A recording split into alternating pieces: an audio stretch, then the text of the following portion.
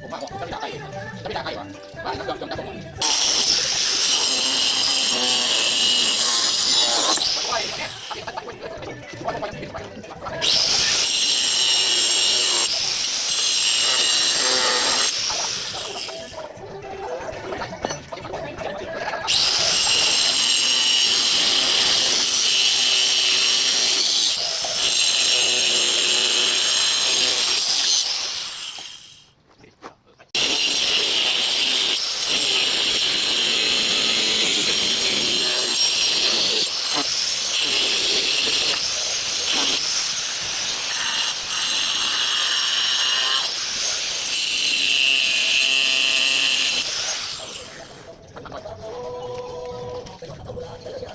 แล้วถูกครับ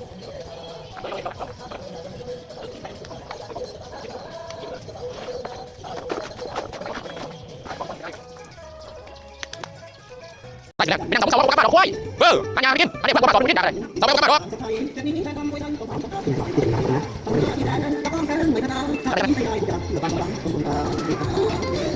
ก่อนไปเอาไปกูน้าเอาไปกูเกี่ยวกัน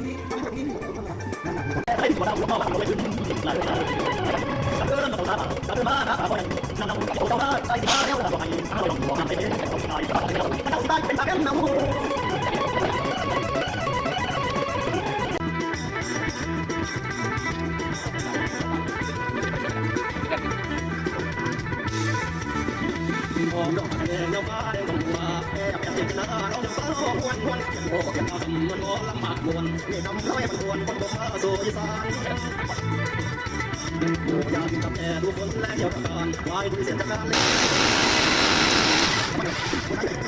ล่นไปไปไปเจ็บ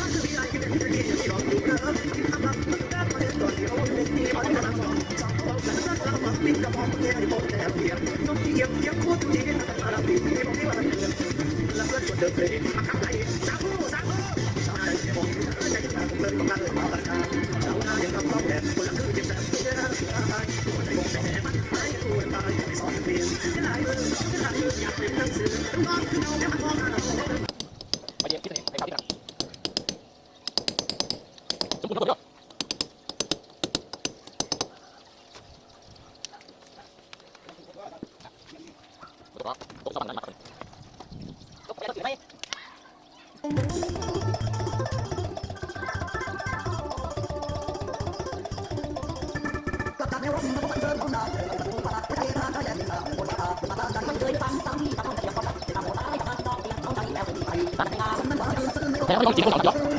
นั่นนี่วะครับเพราะว่าตั้งยืนไอ้คนไปหาเมืองต้องสิเดี๋ยวพาหลบหน่อยบ้านไหนวะตัวเบาไหนวะ